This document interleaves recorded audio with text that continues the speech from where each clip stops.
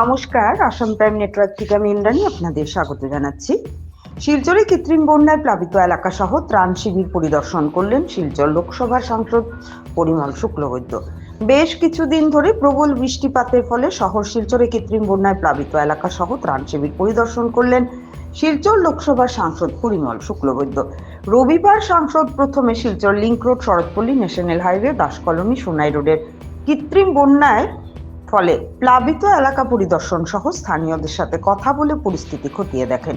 তাছাড়াও এদিন তিনি বেশ কয়েকটি ত্রাণ শিবির পরিদর্শন করে শিবিরে আশ্রয় নেওয়া লোকেদের সাথে কথা বলেন, পর্যাপ্ত শিবিরের ব্যবস্থা খতিয়ে দেখেন। এদিন তিনি অরুণ কুমার চন্দ্র আইন college, government girls school, normal school সহ আরো বেশ ত্রাণ শিবির পরিদর্শন করেন। এদিন নিউ শিলচর মন্ডল বিজেপি সভাপতি দুলাল দাস, মধ্য শহর মন্ডল বিজেপি সভাপতি হীরক চৌধুরী সহ দলীয় অন্যান্য পদাধিকারীরা উপস্থিত ছিলেন।